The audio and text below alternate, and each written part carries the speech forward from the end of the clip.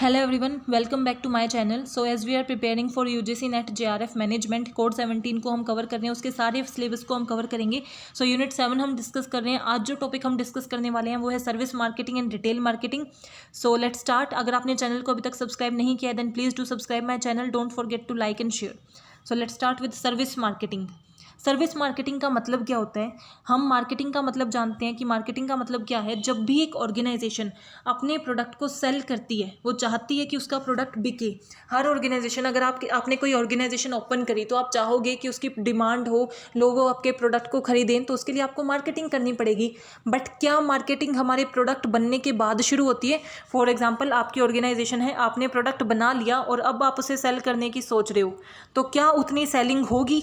नहीं, क्योंकि आपने ये देखा ही नहीं कि डिमांड किस चीज़ की है. सीधा आपने प्रोडक्ट बना लिया. इसके बजाय आप क्या करते, पहले आप स्टडी करते कि लोगों को किस चीज़ की डिमांड है. आपने स्टडी की, उसके बाद आपने प्रोडक्ट बनाया और फिर इंट्रोड्यूस किया, उसे मार्केटिंग की, तो हमारी क्या होगी? ज़्यादा सेलिंग होगी. तो मार्केटिंग का मतलब क्या है? सेलिंग तो हमारा सिंपल होता है कि प्रोडक्ट बना दिया और बेचना.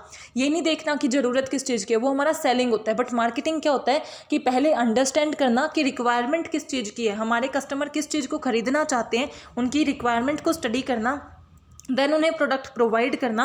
वो हमारा क्या होता है? मार्केटिंग. एंड उनके साथ अच्छे रिलेशंस बनाना. तो जब हम मार्केटिंग को डिस्कस करते हैं तो हमने अपनी प्रीवियस वीडियोस में डिस्कस किया था कि जब भी हमें मार्केटिंग करनी होती है तो हम प्रोडक्ट की भी कर सकते हैं और सर्विस की भी कर सकते हैं. प्रोडक्ट का मतलब क्या है? जब हम टेंजिबल थिंग्स की मार्केटिंग करते हैं. टेंजिबल यानी कि जो विजिबल होती है, जैसे चेयर है, टेबल है, कोई भी और प्रोडक्ट है, बिस्किट है, चॉकलेट है, ये सब टेंजिबल है, जिन्हें हम टच कर सकते हैं, फील कर सकते हैं. उनकी जो मार्केटिंग होती है वो प्रोडक्ट मार्केटिंग होती है.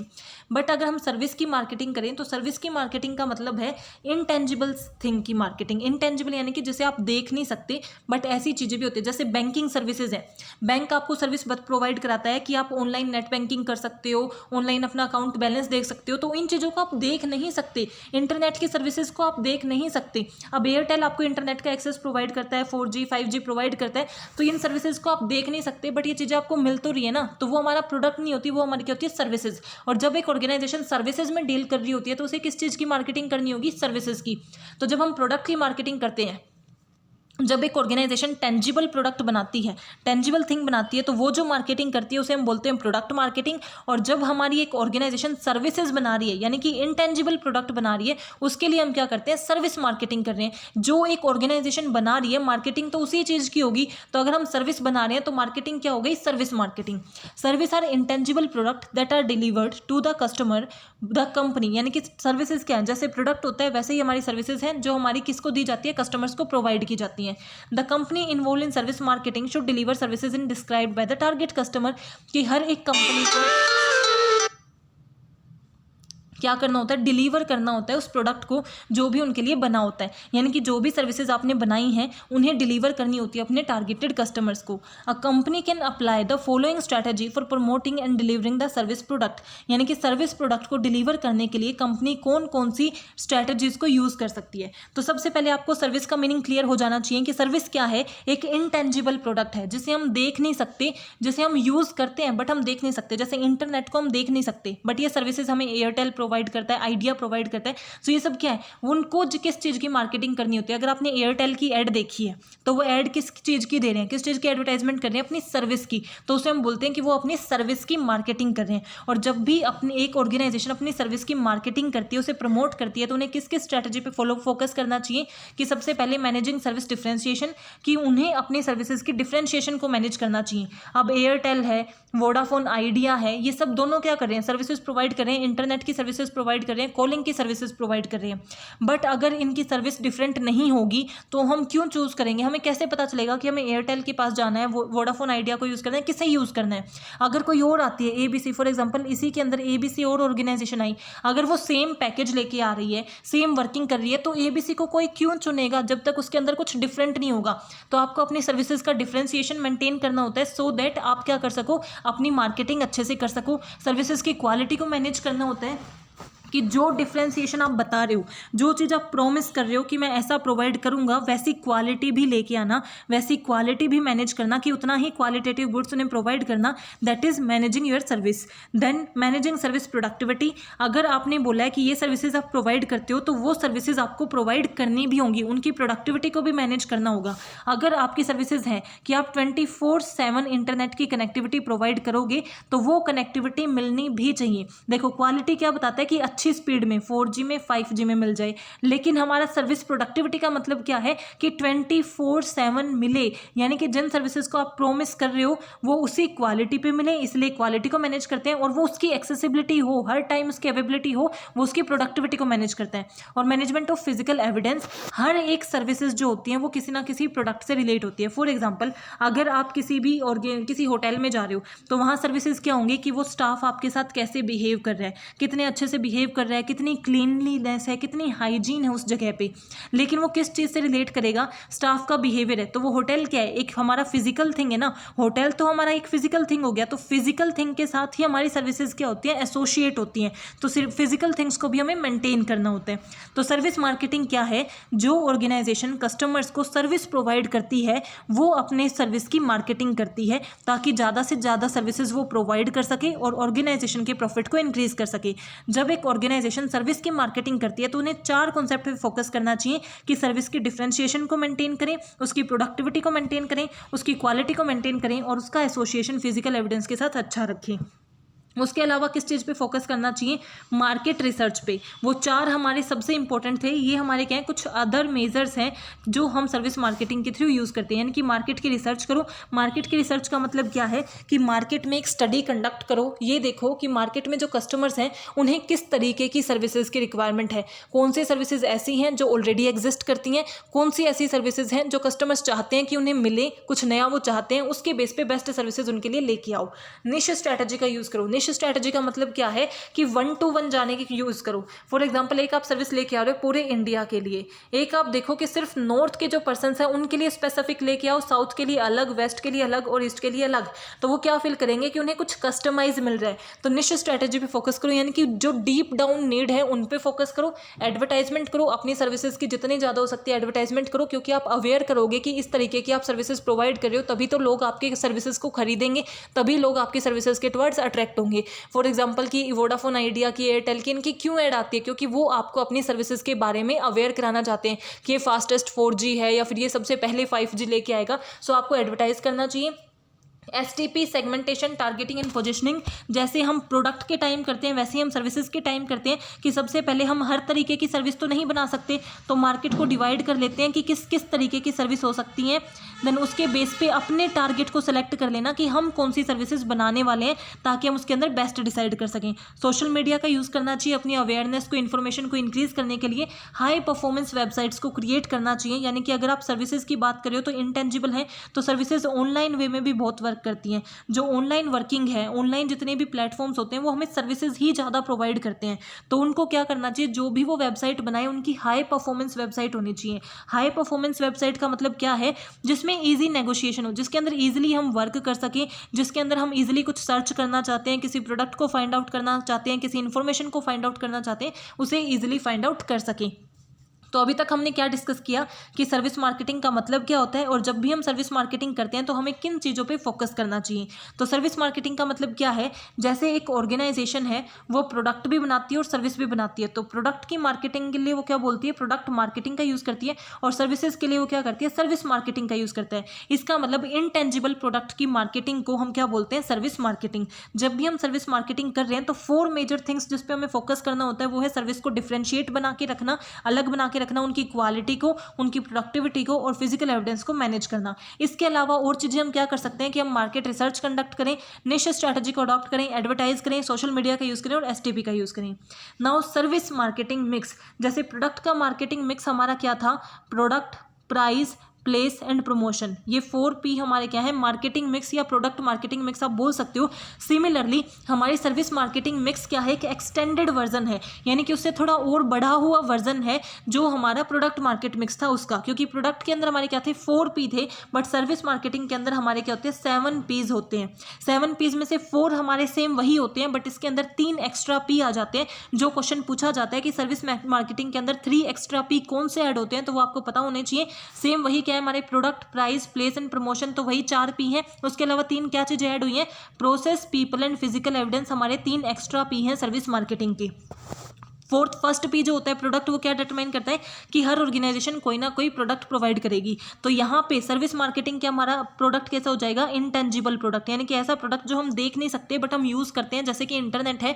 सो प्रोडक्ट हमारा क्या है, उसका प्राइस क्या है, जैसे कि पैक आते हैं ना कि आप 40 का, 50 का, 60 का, 180 का, 300 का, कि आपके उसके अलग अलग GB डाटा होता है कि इतने का कराओगे तो इतना कॉलर ट्यून, इतना कॉल टाइम मिलेगा, इतने आपको मैसेजेस करने के ऑप्शन मिलेंगे और इतना आपको पर डे कितनी GB डाटा मिलेगा, वो आपको बताया जाता है। तो आप उसका प्राइस दिखाते हो, जो भी आपकी सर्विस है उसका प्राइस डिसाइड करते हो, उसका प्लेस डिसाइड करते हो कि वो आप कैसे अवेलेबल कराओगे, किसी फिजिकल प्लेस पे अवेलेबल होंगी, ऑनलाइन प्लेटफॉर्म पे अवेलेबल होंगी, और उसे प्रमोट करना, उसकी एडवर्टाइजमेंट करना, उसको ज़्यादा से ज़्यादा लोगों तक अवेयर कराना। 4P तो वही हो गई सर्विस मार्केटिंग मिक्स की। नए 3P कौन से हैं, process, people and physical evidence, इनका नाम ही आपसे पूछा जाता है। So process, people and physical evidence का मतलब क्या है, प्रोसेस का मतलब है कि किस तरीके से वो सर्विसेज बनाई गई हैं, उस कंप्लीट प्रोसेस पे फोकस करना, क्योंकि सर्विसेज क्या है, हमारी वेरिएबल होती हैं। वेरिएबल का मतलब क्या है, फॉर एग्जांपल आप एक होटल में गए तो वहाँ पे जो हमारे एम्प्लॉय वर्क कर रहे हैं वो जैसे एक पर्सन को ट्रीट कर रहे हैं, उनके एक कस्टमर को ट्रीट कर रहे हैं, जरूरी नहीं उनका बिहेवियर सभी के साथ ऐसा हो, क्योंकि सर्विसेज क्या करती हैं, वेराई करती है। तो प्रोसेस को हमें अच्छे से मैनेज करना होता है ताकि हम बेस्ट सर्विसेज को डिलीवर कर सकें। और जो सर्विसेज हैं वो पीपल के थ्रू हमें मिलती हैं, पीपल उन्हें यूज़ करते हैं। तो पीपल भी एक बहुत इंपॉर्टेंट कॉन्सेप्ट है, क्योंकि हमारा कस्टमर भी एक पीपल है, सेलर भी कहीं ना कहीं पीपल से रिलेटेड है, तो हमें पीपल को अच्छे से मैनेज करना होता है।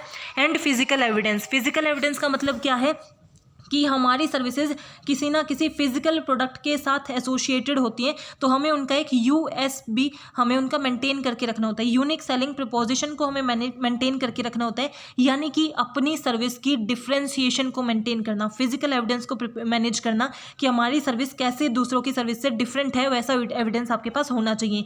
तो ये हमारा क्या है, सर्विस का marketing mix, product, price, place, promotion, उसके अलावा प्रोसेस, पीपल और फिजिकल एविडेंस भी हमारे सर्विस मार्केटिंग के अंदर आते हैं। So service marketing is a concept which focus on a business of non physical और इनटेंजिबल गुड्स, भी आप बोल सकते हो कि सर्विस मार्केटिंग ऐसा कॉन्सेप्ट है जिसके अंदर मार्केटिंग की जाती है उन प्रोडक्ट की जो हमारे टेंजिबल नहीं होते, जैसे कि टूरिज्म है, फाइनेंशियल सर्विसेज है, हॉस्पिटैलिटी है। तो मेन बेसिक कैरेक्टरिस्टिक्स क्या होती है सर्विस की, कि वो इंटेंजिबल है, हम उन्हें देख नहीं सकते, उन्हें टच नहीं कर सकते, इनसेपरेबल है। सर्विसेज को फिजिकल प्रोडक्ट से सेपरेट नहीं किया जा सकता, यानी कि हमेशा हमारी सर्विसेज प्रोडक्ट के साथ क्या होती हैं, जुड़ी हुई होती हैं। जैसे होटल हमारा फिजिकल प्लेस है, वहाँ पे हमारी जो जैसे हमें हॉस्पिटैलिटी की जाती है वो हमारी क्या है, सर्विस है। सिमिलरली अगर हम कोई बैंक अकाउंट खोलते हैं तो हमें पासबुक मिलती है, पेपर्स मिलते हैं, वो हमारे क्या है, फिजिकल थिंग्स है, लेकिन जो उसमें वर्क परफॉर्म कर सकते हैं वो हमारी क्या है, सर्विसेज हैं। तो सर्विसेज सेपरेट नहीं की जा सकती हमारी फिजिकल थिंग्स से।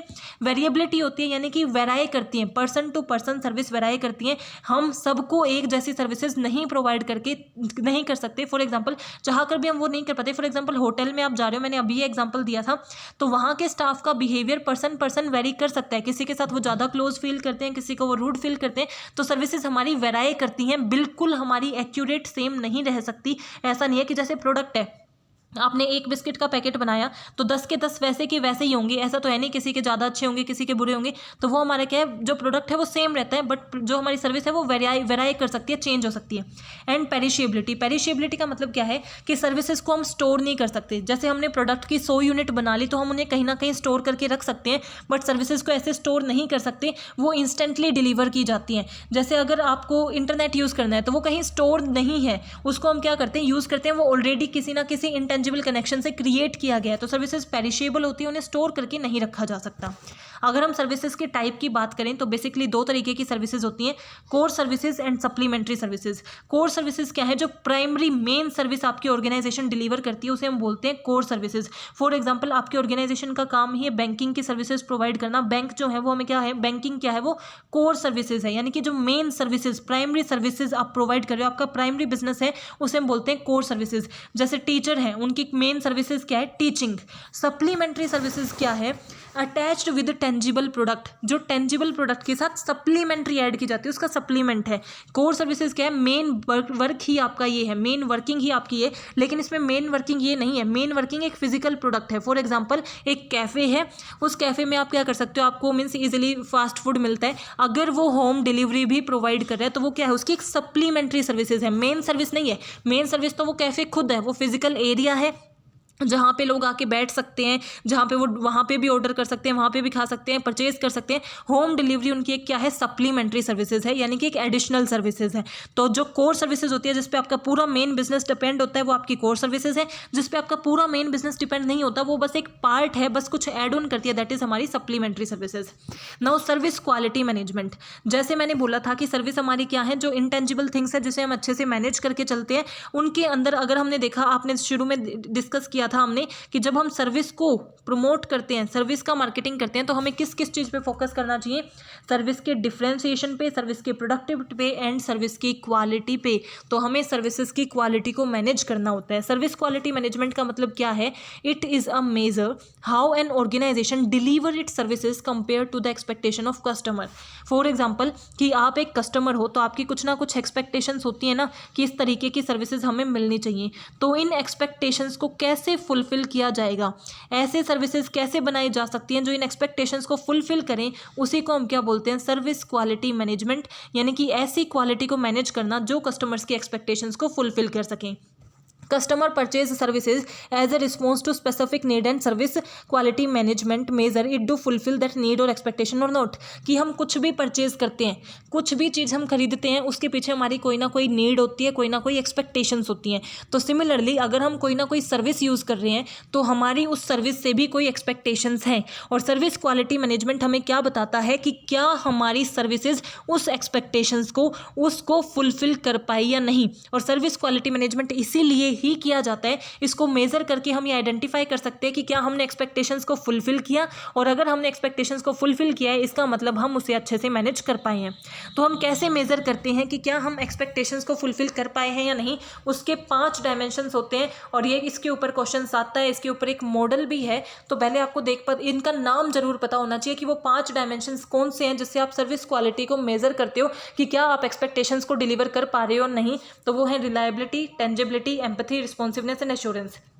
कि आपकी सर्विसेज क्या होनी चाहिए, रिलायबल होनी चाहिए, रिलायबिलिटी होनी चाहिए आपकी सर्विसेज के पास, यानी कि जो आपकी वो सर्विसेज को खरीद रहे हैं। फॉर एग्जांपल अगर उन्होंने 4G की सर्विसेज मांगी है तो उन्हें 4G की सर्विसेज मिले, लगातार वो 4G की सर्विसेज को यूज़ कर सकें। रिलायबिलिटी होनी चाहिए, टेंजिबिलिटी होनी चाहिए। टेंजिबिलिटी का मतलब क्या है कि वो हमारे कंप्लीटली प्योर एसोसिएटेड होनी चाहिए, अच्छे से एसोसिएट हो हमारे टेंजिबल प्रोडक्ट के साथ। सर्विसेज बेशक हमारी इंटेंजिबल हैं बट मैंने बोला कि वो इनसेपरेबल हैं, हमारे फिजिकल प्रोडक्ट से उसे सेपरेट नहीं किया जा सकता।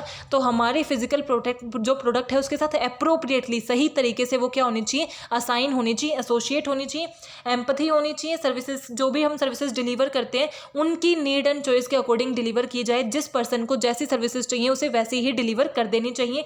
रिस्पॉन्सिवनेस होनी चाहिए, जब हमारी किसी ने भी वो खरीदी है, जो भी सर्विसेज उन्होंने ली है, तो सर्विसेज क्या होनी चाहिए, रिस्पॉन्सिवनेस का मतलब क्या है कि वो उन्हें वो चीज़ें प्रोवाइड करें जो हम उन्हें प्रॉमिस करते हैं। यानी कि एक्सपेक्टेशंस क्या है, अगर हमने एडवर्टाइजमेंट दी एयरटेल की कि फास्टेस्ट 4G है, तो हमारी एक्सपेक्टेशंस बनेंगी कि अगर हम उनके सर्विसेज लेंगे तो हमें जो है इंटरनेट की स्पीड काफ़ी अच्छी मिलेगी।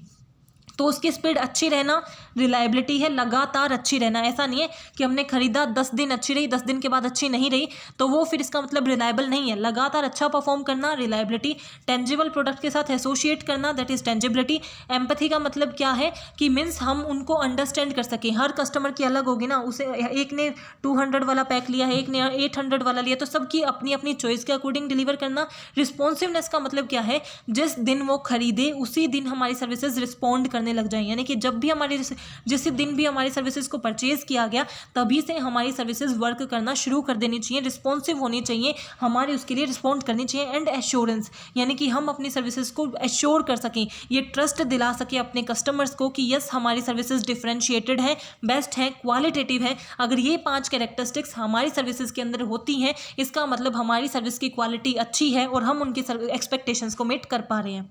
अब हमारे पास बहुत से मॉडल होते हैं सर्विस क्वालिटी क्वालिटी की मेजरमेंट के लिए। तो सबसे पहले है सर्कुलर मॉडल, जो मेजर करता है सर्विस की क्वालिटी को कि क्या हमारी जो सर्विसेज हैं उनकी क्वालिटी सही है, क्या वो एक्सपेक्टेशंस को फुलफिल कर पा रही है या नहीं।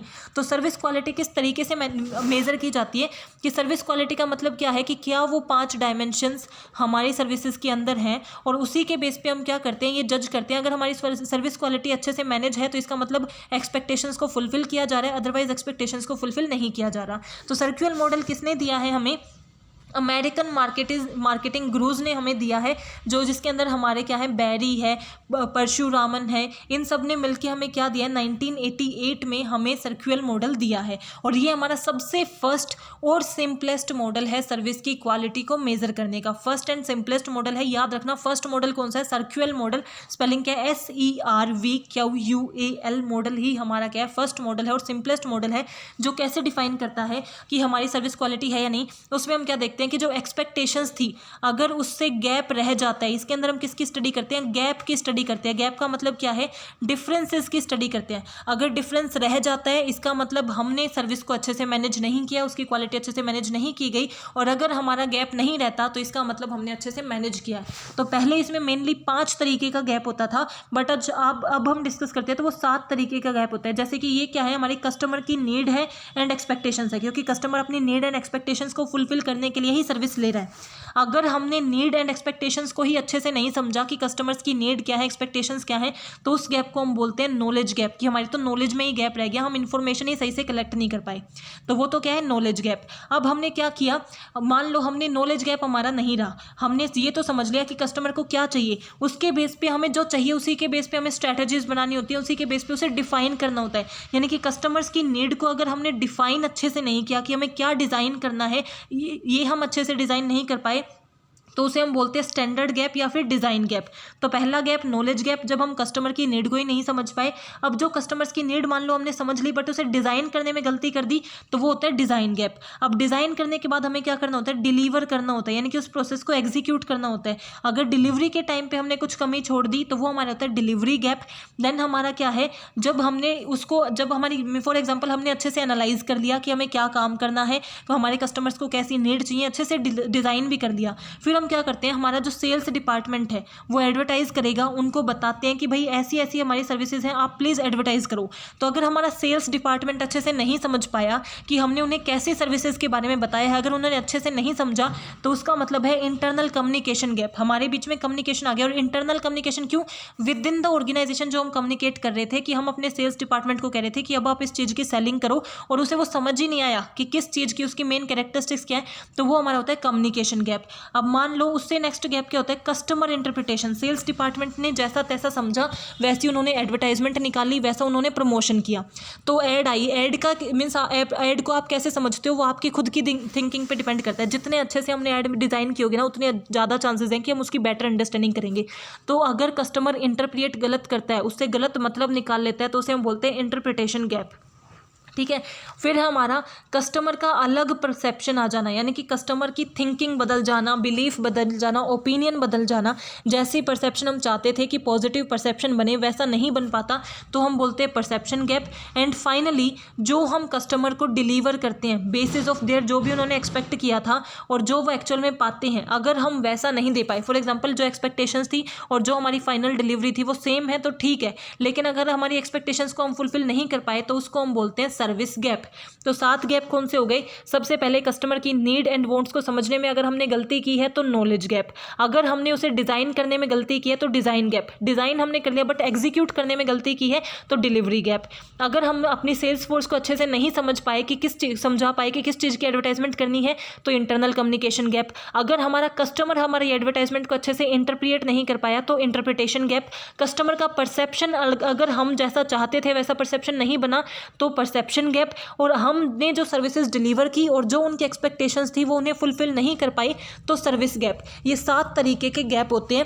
पहले सिर्फ 5 तरीके के ही गैप माने जाते थे। पहला नॉलेज गैप, वही डिज़ाइन गैप, डिज़ाइन के बाद परफॉर्मेंस गैप, परफॉर्मेंस गैप को ही हम क्या बोल देते हैं, डिलीवरी गैप या परफॉर्मेंस, आप कुछ भी बोल सकते हो, कम्युनिकेशन गैप एंड हमारा फाइनल सर्विस गैप। तो नए गैप हमारे कौन कौन से आए हैं? एक तो परसेप्शन गैप, एक इंटरप्रिटेशन गैप। ये 2 हमारे क्या नए गैप हैं। जितने ज़्यादा गैप होंगे उतना ही ज़्यादा क्या है, क्वालिटी काफ़ी कम मैनेज की गई है। और अगर एक उस सर्विस के अंदर हमारी में गैप नहीं है तो उसका सिंपल सा मतलब है कि अगर गैप नहीं है तो हमने क्या किया है, अच्छे से सर्विसेज को डिलीवर किया है।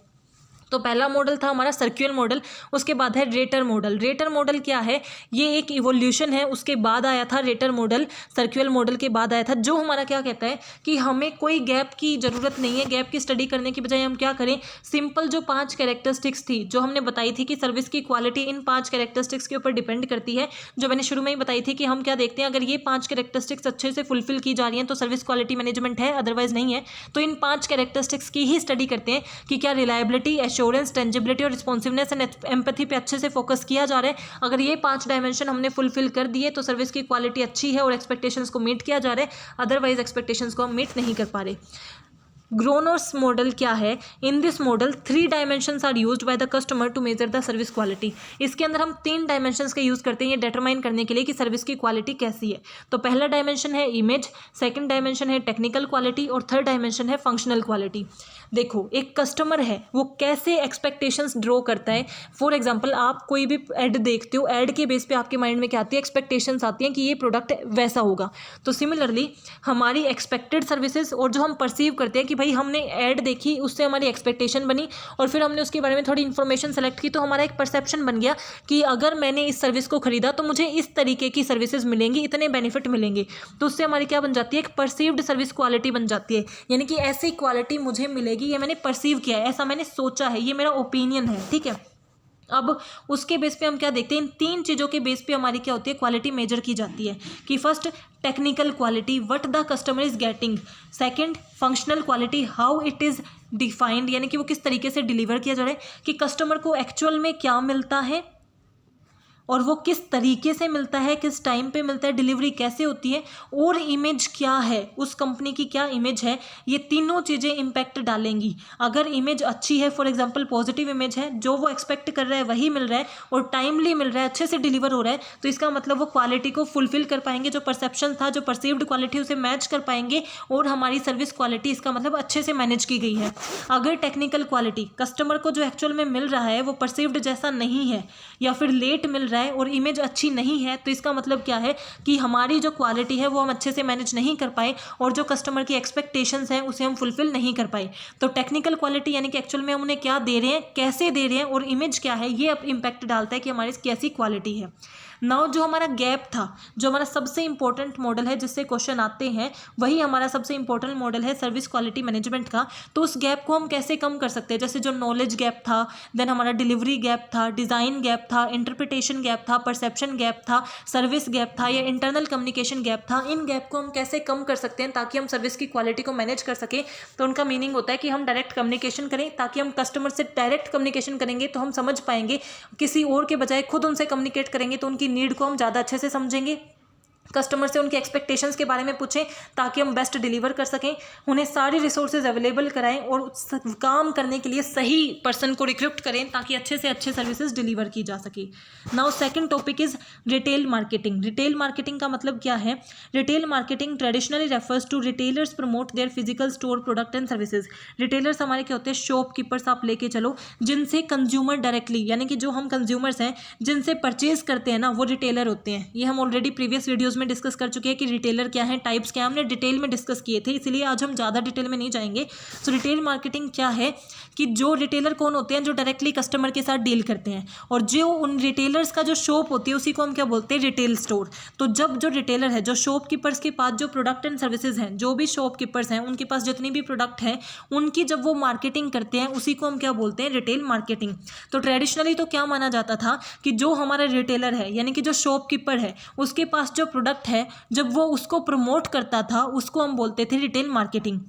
Historically, retailer have been responsible for the marketing and selling of goods they have purchased from the wholesaler।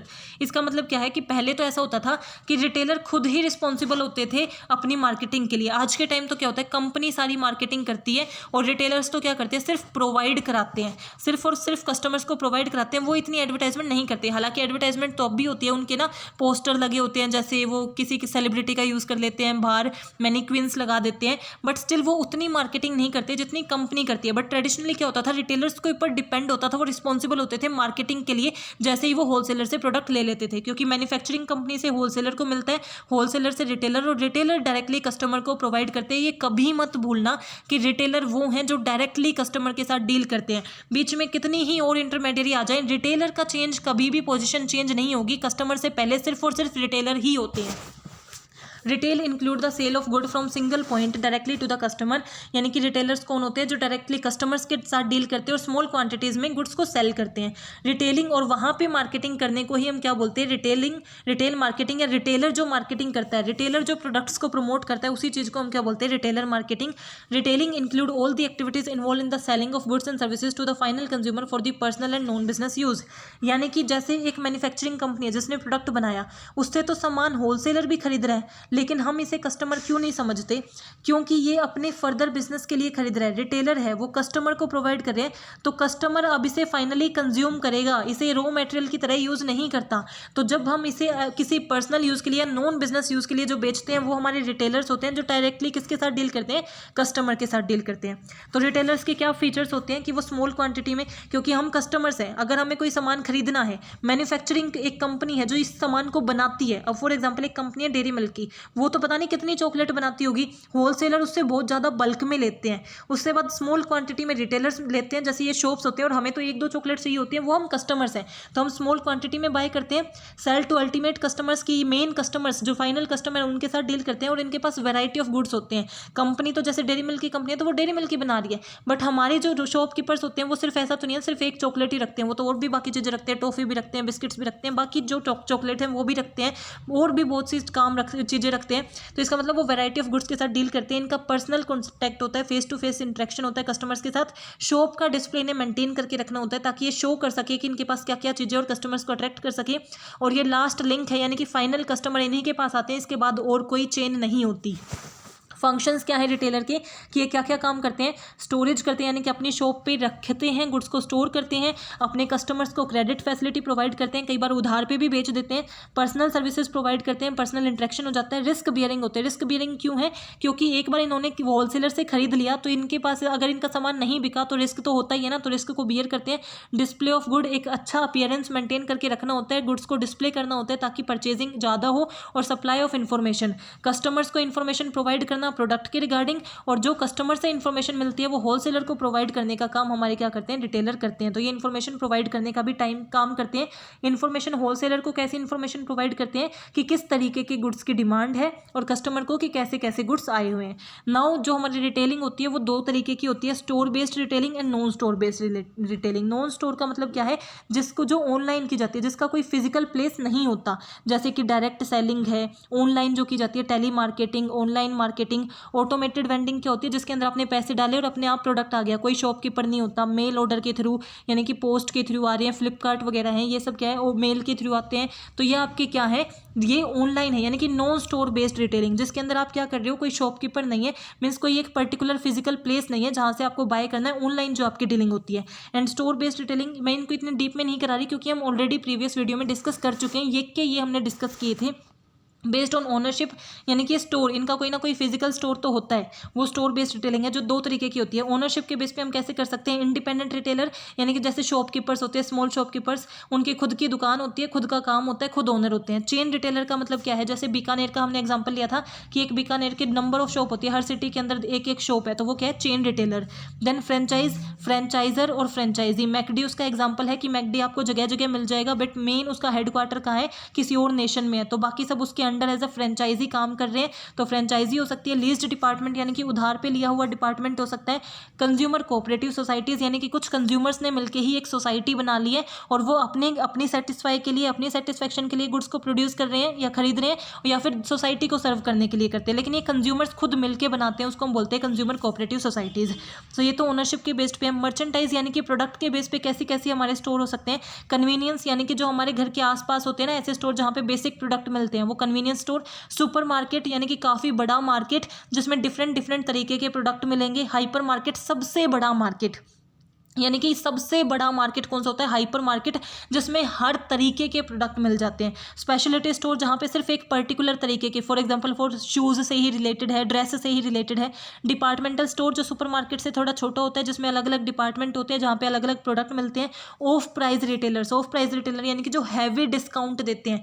जैसे कई बार होते हैं ना, कईयों की दुकान बंद होने वाली होती है तो वो क्या सोचते हैं कि बस सामान निकल जाए, तो वो बहुत सस्ते में दे देते हैं, वो of price retailer. Factory outlets, जो फैक्ट्री के अंदर ही जहाँ पे सामान बनता है वहाँ से ही खरीदे हैं। एंड कैटलॉग शोरूम का मतलब क्या है कि जिसमें हमें डेमो दिखाए जाते हैं, यानी कि डमी प्रोडक्ट्स दिखा दिए जाते हैं। अगर हमें पसंद आते हैं तो हमें कैटलॉग दिया जाता है, वेयर हाउस में जाके हम क्या कर सकते हैं, उसे परचेज कर लेते हैं। तो ये हमारे टाइप्स ऑफ रिटेलिंग स्टोर्स हैं।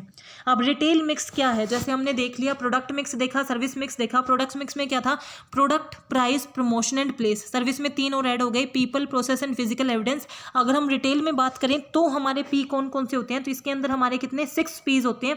पहला price, promotion, place and product तो सेम, यानी कि कोई ना कोई तो प्रोडक्ट वो बेचते ही हैं। एक प्लेस, एक लोकेशन उनकी भी होती है, प्रमोशन भी वो करते हैं, प्राइस भी वो फिक्स्ड रखते हैं। उसके अलावा 2 चीज़ें और क्या होती है, presentation and personal. Presentation and personal, personal का मतलब क्या है, जो शॉपकीपर होता है वो बहुत इंपॉर्टेंट रोल प्ले करता है अपनी सेल में, क्योंकि उसके जितने अच्छे रिलेशन होंगे ना उतनी ज़्यादा वो अच्छा परफॉर्म कर पाएगा। तो पर्सनल बहुत इंपॉर्टेंट है। प्रेजेंटेशन यानी कि कितने अच्छे से उसने अपने सामान को ऑर्गेनाइज कर रखा है, अपनी चीज़ों को जचा रखा है अपनी शॉप के अंदर, ये चीज़ें भी बहुत इंपॉर्टेंट होती है। प्रेजेंटेशन बहुत इंपॉर्टेंट होती है।